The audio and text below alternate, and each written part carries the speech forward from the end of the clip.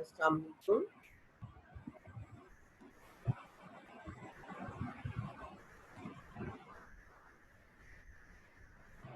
Hello. جی مس.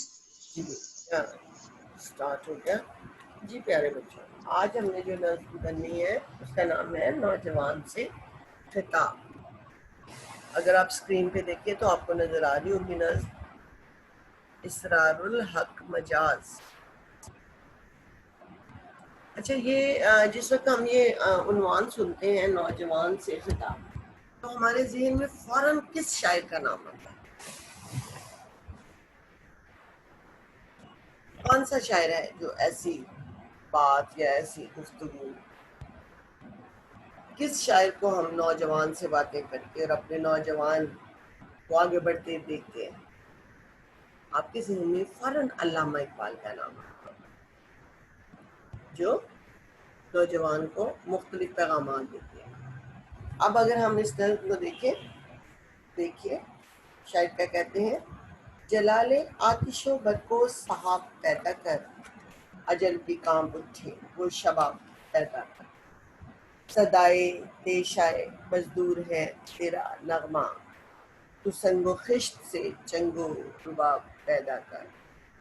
تیرے قدم پہ نظر آئے محفل انجم، وہ بانک پن وہ اچھوتا شباب پیدا کر.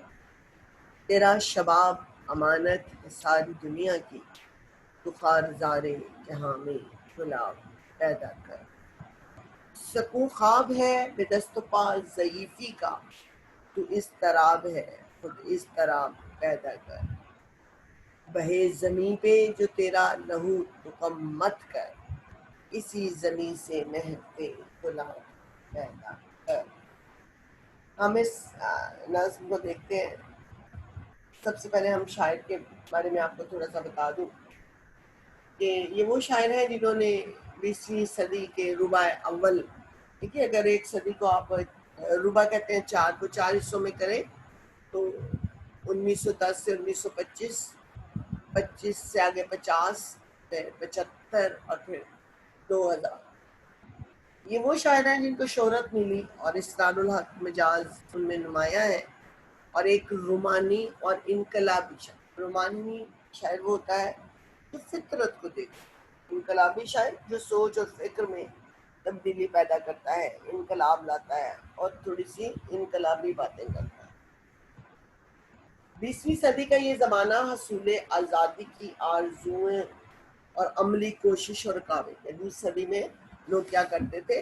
حصول آزادی کو پانے کے لیے کوششیں اور کاوشیں کر رہے تھے.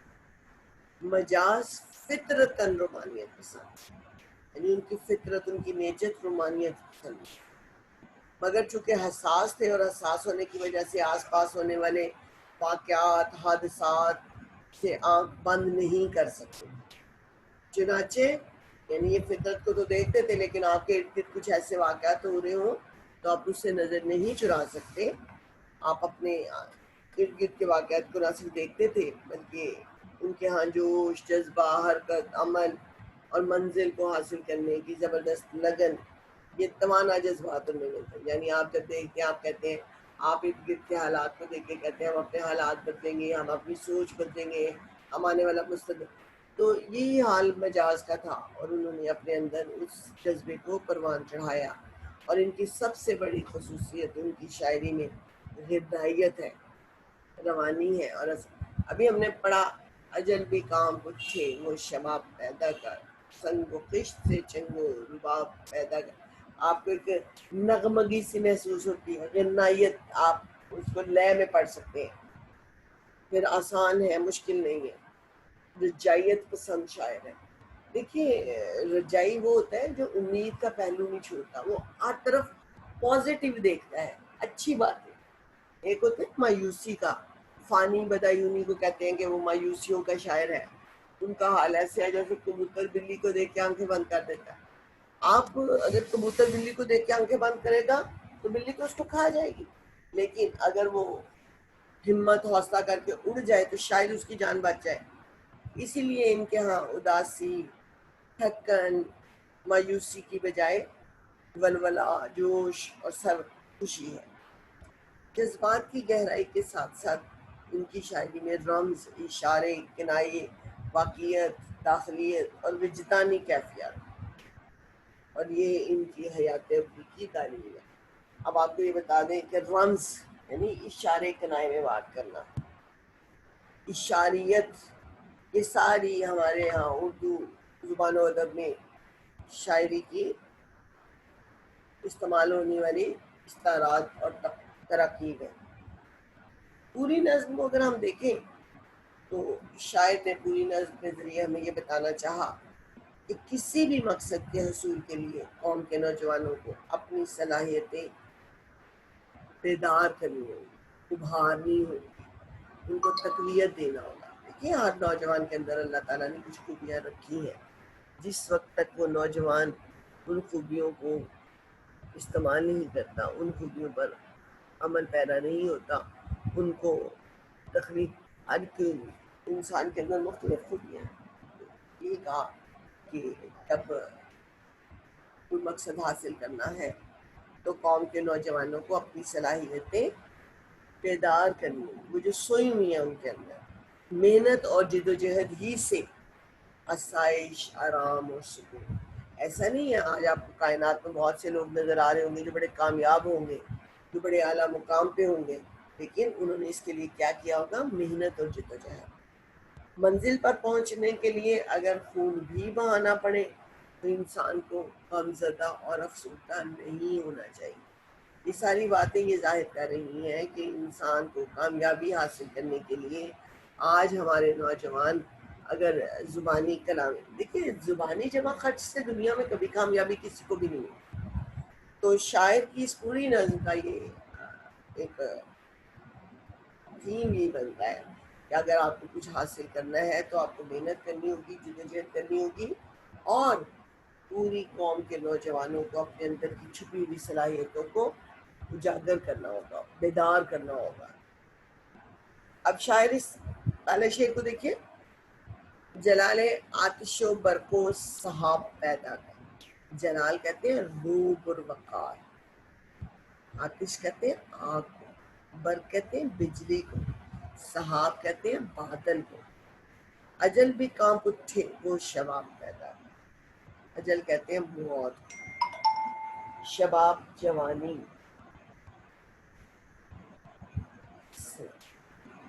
صدائے پیشہ مزدور ہے تیرا نغمہ۔ صدا آواز، پیشہ ہتھوڑا، مزدور کا ہتھیار ہوتا ہے، ہتھوڑے کے بغیر مزدور مزدوری نہیں کر سکتا۔ تو سنگ و خشت سے چنگ و رباب پیدا کر۔ سنگ اور خشت، پتھر اور کنکر، خشت اس کو کہتے ہیں، سنگ چھوٹے چھوٹے کنکروں کو کہتے ہیں، چنگ و رباب، چنگ و رباب موسیقی کے ساز ہیں، موسیقی کے آلات ہیں۔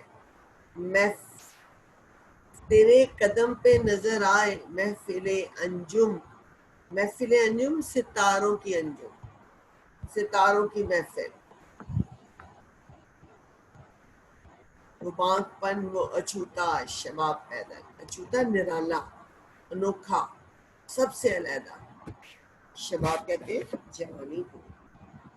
شاعر نے ان اشعار کو دیکھے، اس میں نوجوانوں سے کیا کہا؟ شاعر نوجوان سے کہتا ہے کہ تجھے تو قوم کا قیمتی سرمایہ ہے، یہ مستقبل کی امید ہو اور آنے والے دنوں کی نوید ہو، یہ نوجوان ہمارا آنے والا کل ہے۔ تو شاعر نے نوجوانوں سے مخاطب ہوئے اور کہا کہ اپنی قوتوں اور طاقتوں کو اگر تم مثبت سمت میں موڑ دیا جائے تو یہ نوجوان قوم کا فخر بن سکتے ہیں، قوم کا افتخار بن سکتے ہیں۔ اسی وجہ سے ہر قوم کو اپنے نوجوانوں کی تربیت اس انداز میں کرنی ہے کہ وہ مستقبل کا قومی سرمایہ بن سکے۔ قائد اعظم نے بھی اپنے خطابات میں فرمایا کہ یہ نوجوان ہمارا سرمایہ ہے۔ دیکھیے آج کے نوجوان کل اس ملک کی بھاگ دوڑ کو سنبھالیں گے، تو مصنف نے نوجوانوں سے خطاب کیا ہے کہ بر صغیر پاک و ہند میں 20ویں صدی کا نصف اول کوشش اور کاوش کا دور تھا، جستجو اور محنت کا دور تھا۔ مسلمانوں کے اندر آزادی کی تڑپ اپنی انتہاؤں پر تھی، نوجوانوں کو صحیح سمت اور رہنمائی کی ضرورت تھی. دیکھیے منزل کی طرف تو بہت سے لوگ چلتے ہیں لیکن پہنچتے وہی ہیں جو صحیح راستہ انتخاب کرتے ہیں. جو راستے سے بھٹک جاتے ہیں وہ ایک تو وقت زیادہ لگتا ہے, دوسرا ان کی انرجی ضائع ہوتی ہے, تیسرا جب انہیں وہ منزل پہ پہنچتے ہیں تو ان کے پہنچنے کا کوئی فائدہ نہیں ہوتا. تو کہا کہ ان نوجوانوں کو یہ بات کہی کہ تمہیں صحیح منزل اور صحیح راستے کی ضرورت ہے. بہت سے شاعروں نے اپنے دور میں اپنی شاعری سے یہ فریضہ بطریقے احسن ادا کرنے کی کوشش بھی کی, اور جو ہم نظم پڑھ رہے ہیں یہ بھی اسی کاوش کا ایک نمونہ ہے. شاعر اس نظم میں قوم کے نوجوانوں کو منزل کے حصول کے لیے سرگرم عمل رہنے پر ابھارتے ہوئے اور کہہ رہے ہیں کہ میرے جوانوں, میرے نوجوانوں, میری قوم کے جوانوں, اپنے اندر جذبے, ولولے, منزل کی لگن اور تڑپ پیدا کریں. یہ جو باتیں کہیں کہ جیسے آگ, بجلی اور بادل اپنی قوتوں کا اظہار, اپنے اندر چھپے ہوئے امکانات کے اظہار, بادل گرجتا ہے, بجلی کڑکتی ہے, بادل برستا ہے, تو کہا ان کے اندر یہ جو چیزیں ہیں جب ان کی ضرورت ہوتی ہے تو وہ اس کا اظہار کرتے ہیں. اس طرح تمہیں بھی اپنی جوانی کو لطف خواب سے بیدار کرنا ہے. یوں اپنے شباب کو زندہ کرو کہ موت بھی خوف سے تھرا اٹھے. تمہاری کی محنتوں کے اندر ہی تمہارے نغمے قابیدہ ہیں, تمہاری نغمے قابیدہ ہیں. حصول مقصد کے لیے سب سے بہتر حصول مقصد کے لیے سب سے بہتر کام کرنا اور سب سے بہتر اور وہ نغمہ وہی ہے جو پتھر پر پڑنے والے ہتھوڑے کی آواز سے گونجتا ہے. تمہیں ایسے ہی نغموں کی ضرورت ہے. تمہیں پتھروں, چٹانوں اور پہاڑوں سے دل فریب نغمات پیدا کرنے ہیں. اپنے اندر جوانی کی وہ رعنائی اور جمال پیدا کرو کہ ستارے تمہارے قدم پر سر نگوں, اور یہ سب کچھ محنت اور صرف محنت ہی سے ہی ممکن ہے. شاید کہتا ہے کہ اپنے اندر آگ پیدا کرو, بجلی کی گرج, چمک, بادلوں کی سی نرمی. تم اتنی طاقت پیدا کر لو کہ تمہیں دیکھ کر موت بھی تھرا اٹھے, وہ بھی ڈر جائے. تمہاری محنتوں کے آگے نغمے خوابیدہ ہیں. تمہاری محنتوں کے اندر تم جب محنت کرو گے تو پھل پاؤ گے.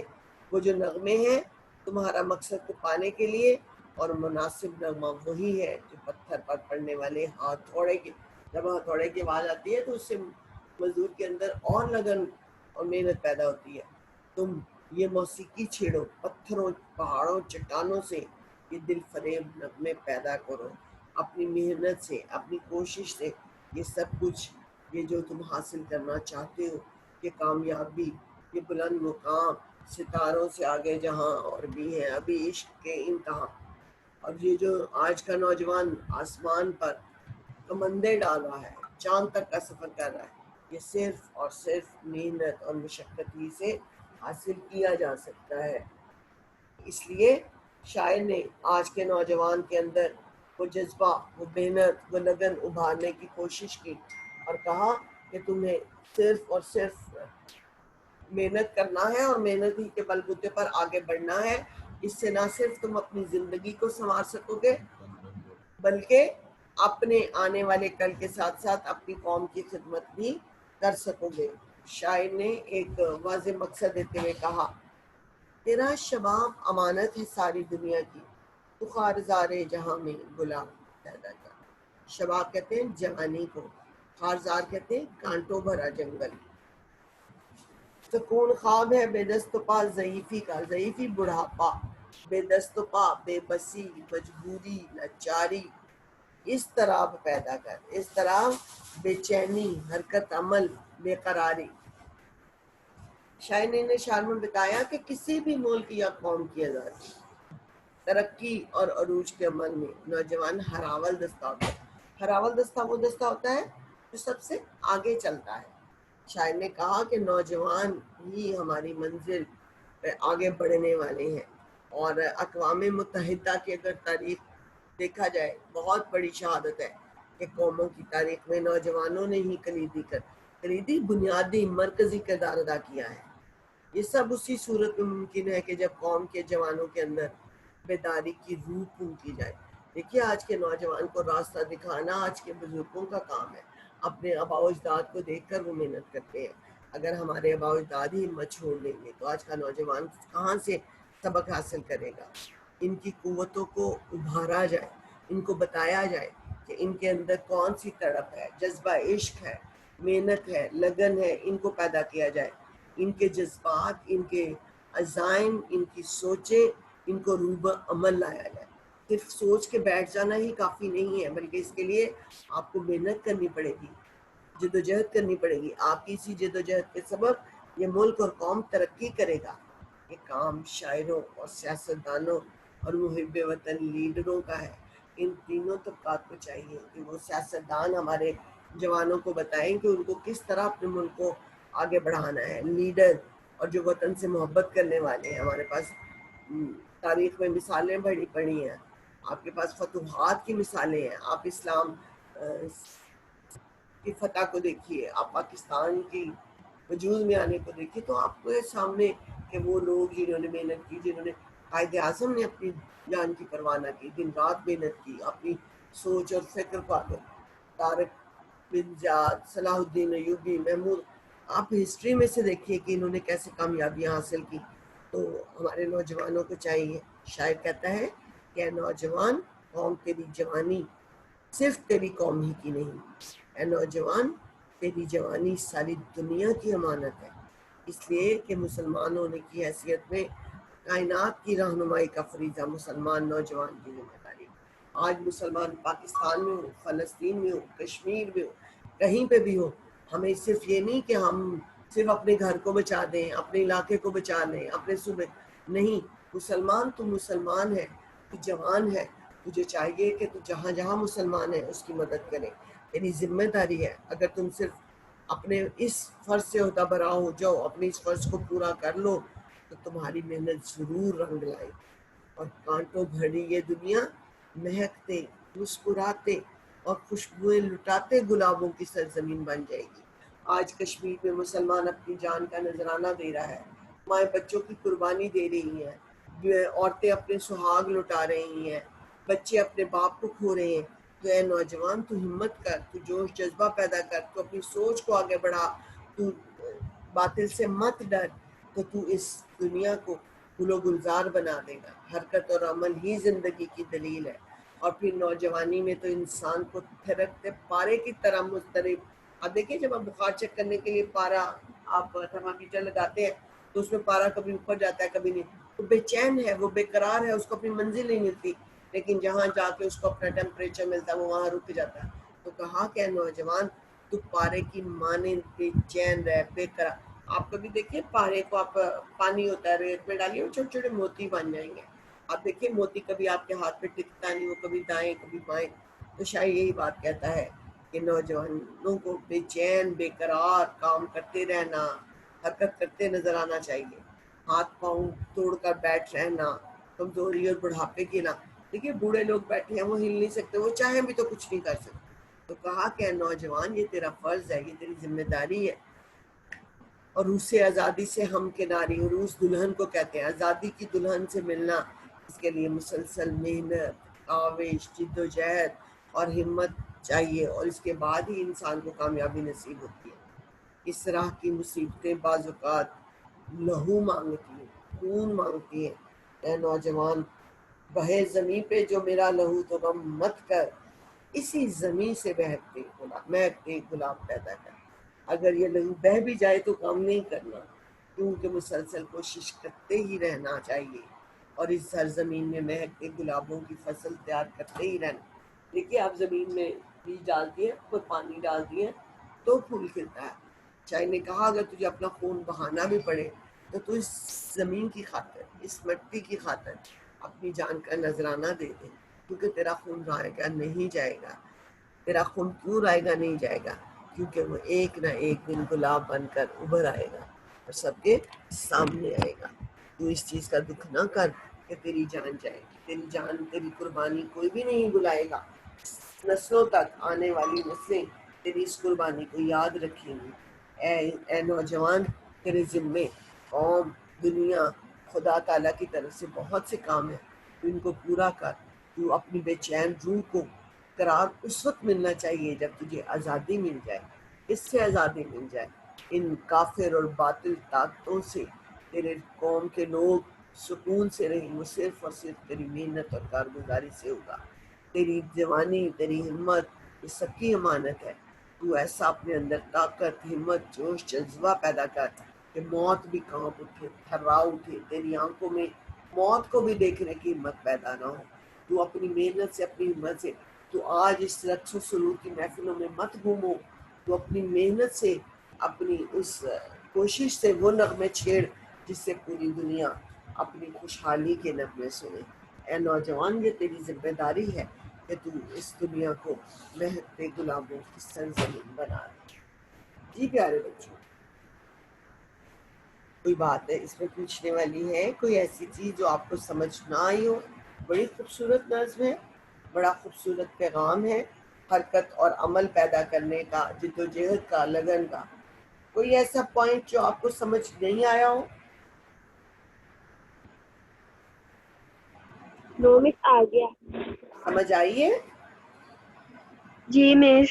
ہاں، پڑھنے کا مزہ آیا کہ نہیں آیا؟ آیا ہے. یہ زیادہ اچھا تب آئے گا جب آپ اس کو رپیٹ کریں گے. اب آپ نے اس نظم کو اچھی طرح سے، پہلے نظم کو 2 دفعہ پڑھنا ہے، پھر مرکزی خیال اور خلاصہ جو میں نے آپ کو بتایا ہے، پھر تشریح. میں کل آپ سے اس کی تشریح سنوں گی، ٹھیک ہے؟ کل بھی انشاءاللہ ہم جی. ساتھ گرامر کریں گے اور ساتھ آگے کریں گے. اوکے، کوئی اور بات پوچھنے والی ہو؟ اب آپ کی اٹینڈنس لے لی جائے. جی مس. جی ارے بچوں، میں آپ کی اٹینڈنس لیتی ہوں. اوکے جی، اللہ حافظ. اٹینڈنس دیجیے گا، ابھی جائیے گا نہیں.